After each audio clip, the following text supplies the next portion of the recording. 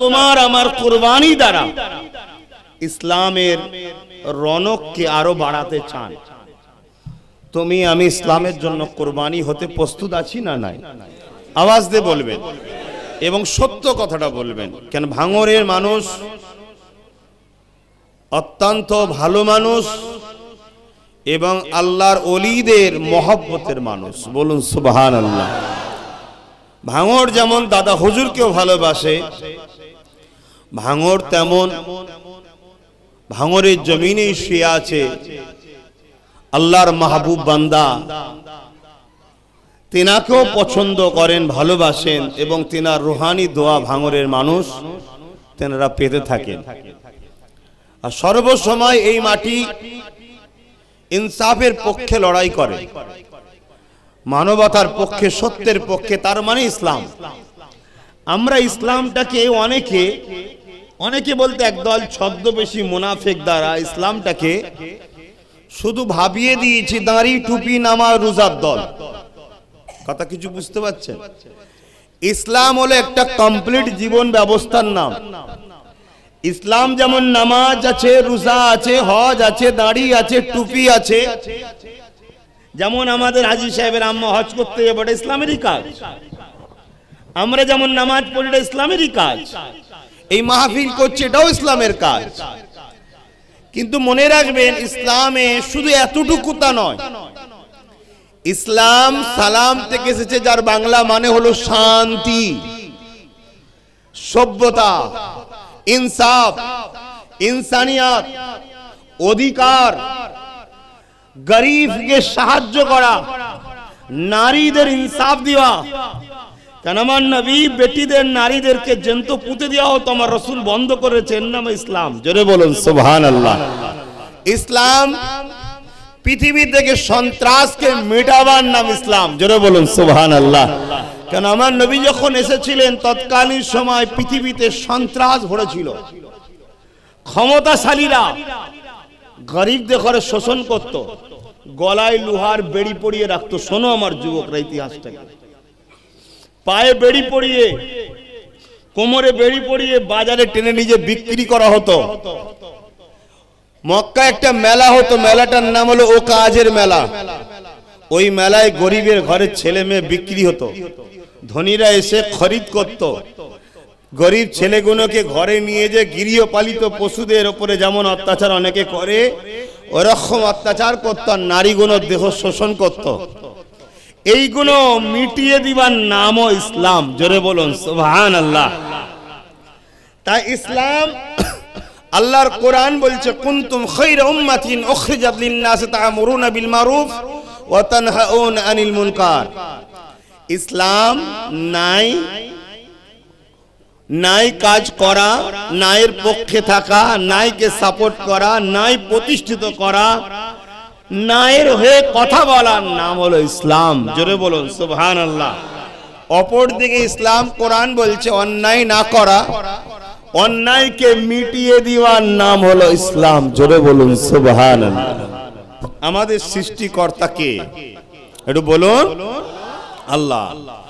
তিনি আমাদেরকে দুনিয়ায় পাঠিয়েছে, কত সুন্দর করে সৃষ্টি করেছেন। চোখ, হাত, কান, পা দিয়ে আমাদেরকে দুনিয়ায় পাঠিয়েছে কিছুদিনের জন্য পরীক্ষা নিতে, টেস্ট করতে। টেস্টটা কেমন? এই দুনিয়ায় আমরা আল্লাহর পক্ষে কাজ করি আর না আল্লাহর বিরুদ্ধে কাজ করি। শুনছেন? সবাই যদি আমরা আল্লাহর বিরুদ্ধে চলে যাই, এ তো আমার আল্লাহর কিছু যায়, জোরে বলুন, আসে না। কারণ ইতিহাসে এরকম বহুত নজির আছে, এরকম বহুত নজির আছে ইতিহাসে। কওমে লূত বলে একটা, লূত আলাইহিস সালামের কওম, তারা, আমি আপনাদেরকে কিভাবে বুঝাই, সমকামীর বিশ্বাসী ছিল।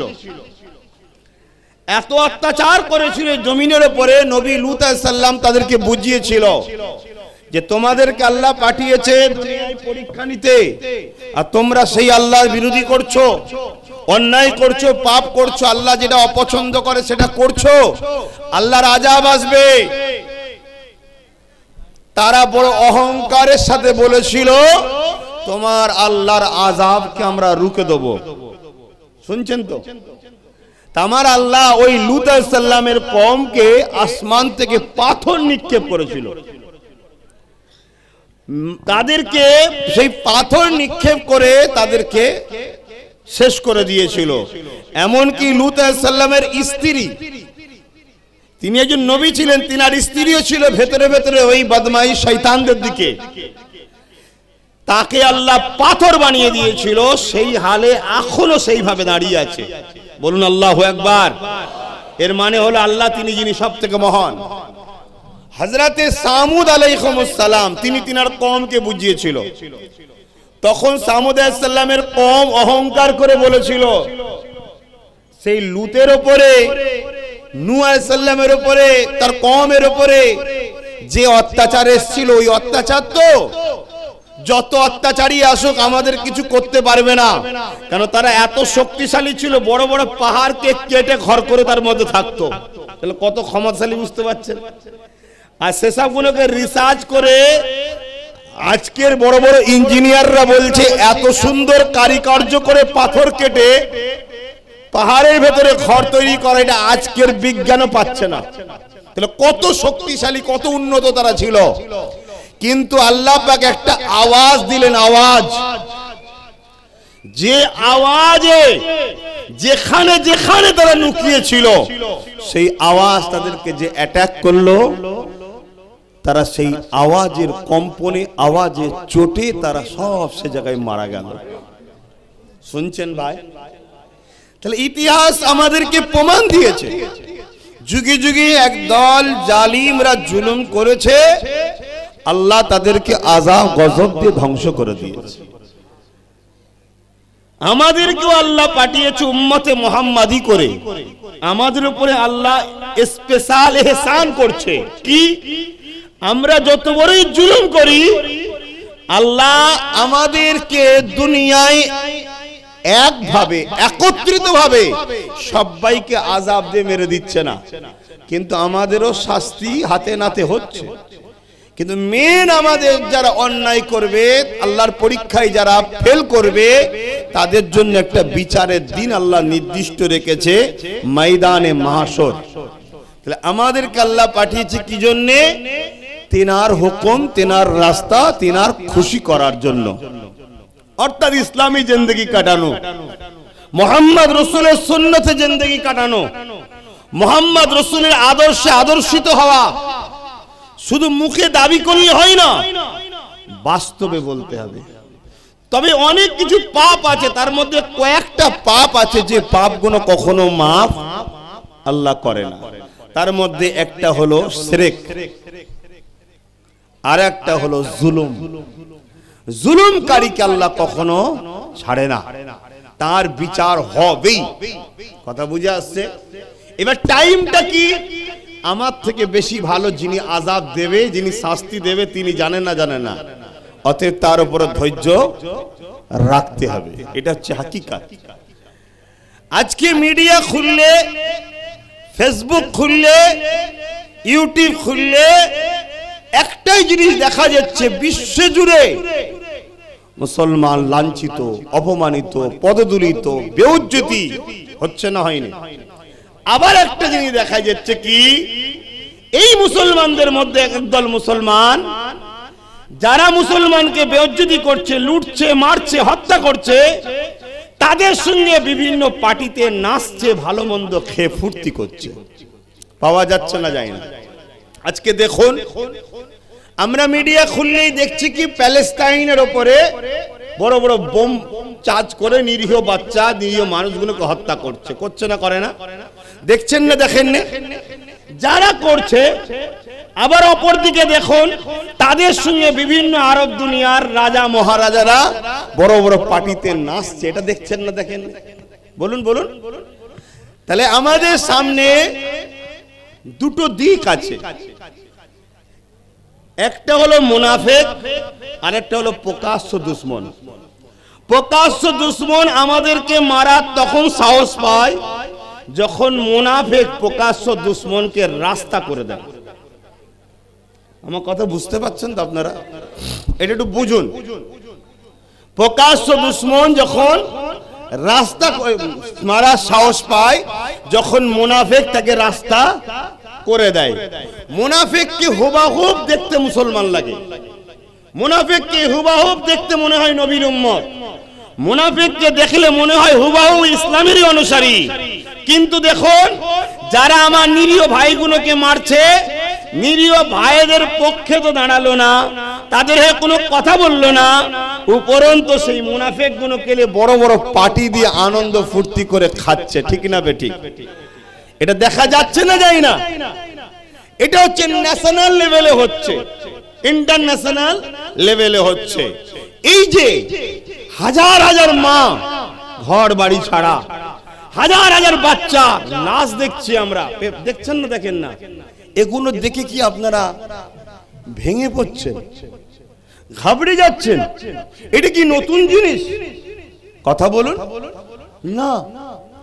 ইতিহাস বলছে, আমার আল্লাহ সূরা বাকারার মধ্যে বলছে, আমি আমার ভালোবাসার মানুষদের ঘরে পরীক্ষা লব বিভিন্ন ভাবে। যেমন গরিব করে পরীক্ষা লব, কাউকে ক্ষমতায় আসনে বসিয়ে পরীক্ষা লব, কাউকে আবার জালিম স্বৈরাচারী শাসকের আন্ডারে রেখেও পরীক্ষা লব। তারা আমার উপরে কতটা আস্থা রাখে। কেন জিন্দেগি তো আর তাদের নয়, আমার আপনার জিন্দেগিটা কি আমার আপনার নাকি? বলুন বলুন, এ তো আল্লাহ দান করেছে। তারা আমার খুশির জন্য জালিমের মোকাবিলায় দাঁড়িয়ে কতটা অটুট হয়ে থাকতে পারে, এটা আমরা দেখব। এই যে আজকে বাচ্চাদের উপরে জুলুম, এই যে আজকে নিরীহ নিরীহ মানুষগুলোকে বোম মেরে শেষ করে দেওয়া হচ্ছে, এটা শুধু আজকে নতুন নয়, এর পূর্বে অনেক ঘটনা ঘটেছে। যেমন খেয়াল করে দেখুন, আমাদের দিলটা অনেক কষ্ট পায় বাচ্চাগুলোকে দেখে, তাই না? কি হ্যাঁ কি না বলুন না? কষ্ট পাচ্ছে, আরে বাচ্চাগুলো কি করেছে না, এটাই তো ঈমানের পরীক্ষা। আমার আপনার যদি দরদ হয় যে আল্লাহ সৃষ্টি করেছে, তেনার কি দরদ হচ্ছে না? বলুন বলুন বলুন বলুন। তারপরও তিনি খামোশ কেন? এটাই তো পরীক্ষা, এটাই তো পরীক্ষা মাকে, এটাই তো পরীক্ষা তোমার আমার, এটাই তো পরীক্ষা বিশ্বের যত মুসলিম রাষ্ট্র নায়ক রয়েছে তাদেরও। তারা ক্ষমতার আসনে বসে কি অসহায়দের জন্য করছে, এটাও পরীক্ষা। আর আমি এখান থেকে ওই অসহায় মানুষগুলোর মৃত্যু দেখে আমার দিলটা কাঁদছে কিনা, এটা একটা ছোট্ট পরীক্ষা। আমি আমার দিল থেকে যদি আমার কষ্ট ব্যথা লাগে, জানতে হবে আমার মধ্যে ঈমান আছে, তাই দয়া লেগেছে। জোরে বলুন সুবহানাল্লাহ। কিন্তু এটা নতুন নয়। নিশ্চয়ই আপনারা নাম শুনেছেন ফেরাউন, শুনেছেন না? ফেরাউন কিন্তু সে সাধারণ লোক ছিল না, ফেরাউন ছিল একজন রাজ ক্ষমতার লোক।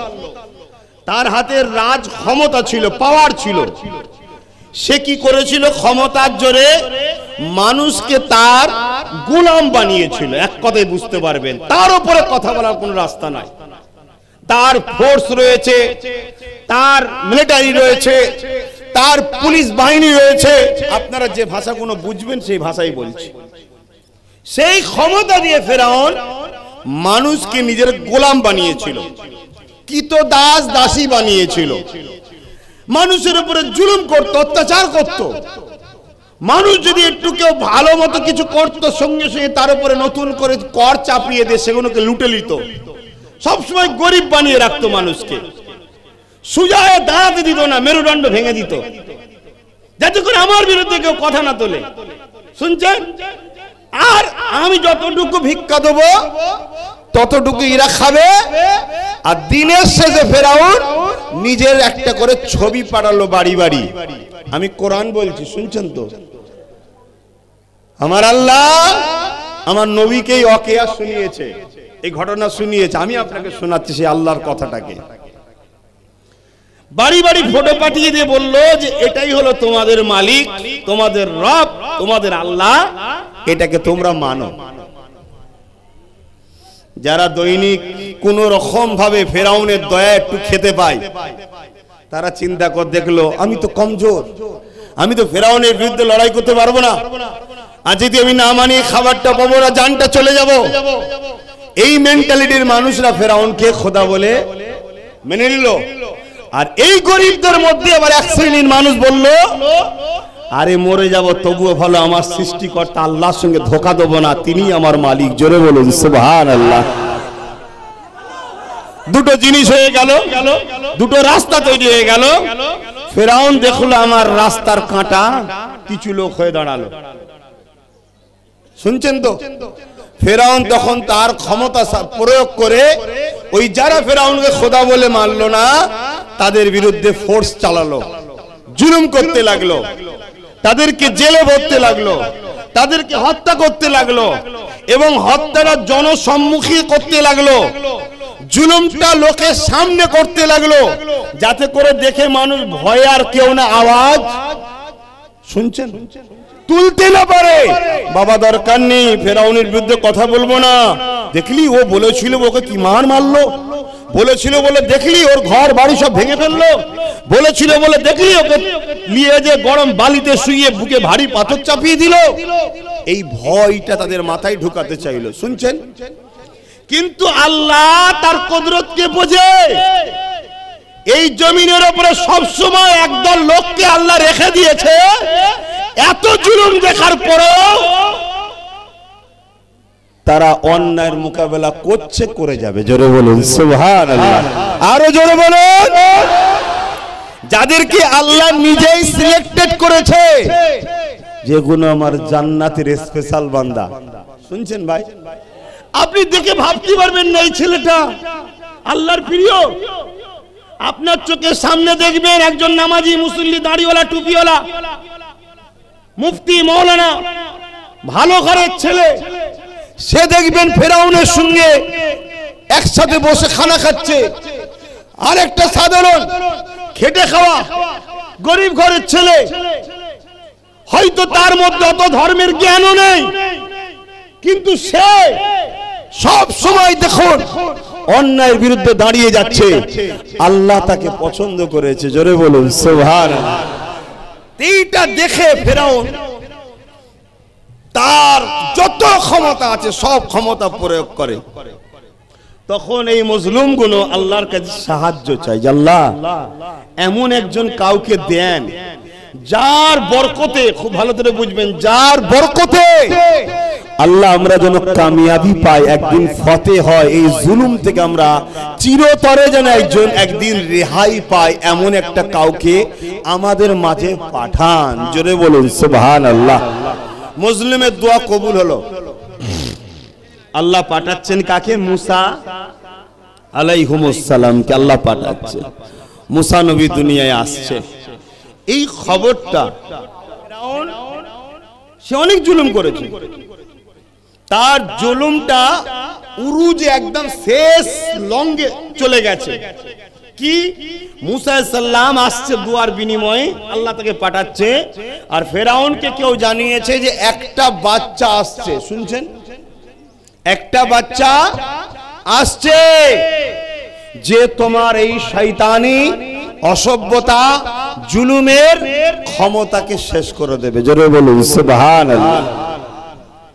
মানুষকে সে মুক্তি দেবে, আজাদ দেবে, ইনসাফ দেবে, ইনসানিয়ত দেবে, গরিবের মুখে হাসি ফুটাবে, বিধবার তার ইনসাফ অধিকার দেবে।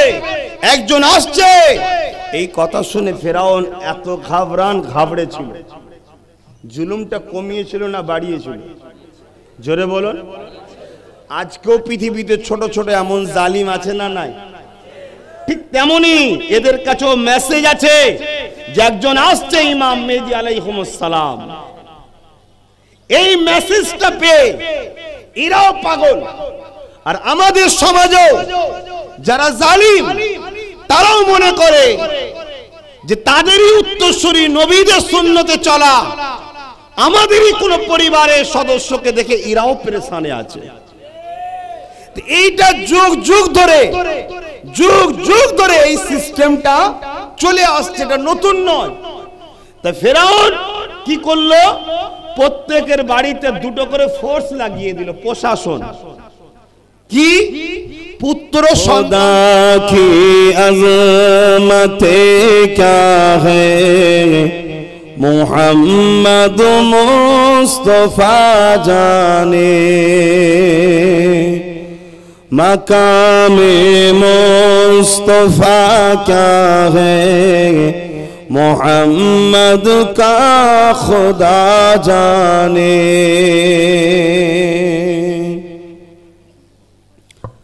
सदा करना थी मेरे बस, मैंने तो सदा कर दी। वो क्या देंगे मैं क्या लूँगा, वो क्या देंगे मैं क्या लूँगा। सखी जाने कदा जाने, खुदा की अज़मते क्या है, मोहम्मद मुस्तफा जाने। मकामे मुस्तफा क्या है, मोहम्मद का खुदा जाने। दुआ करते रखे न यारो हाजरी मदीने के लिए, मदीने हाजरी के मांगते रहना दुआ यारो। अशर होगा या नहीं होगा, अशर होगा या नहीं होगा, नबी जाने दुआ जाने। खुदा की अज़मते क्या है, मोहम्मद मुस्तफा जाने।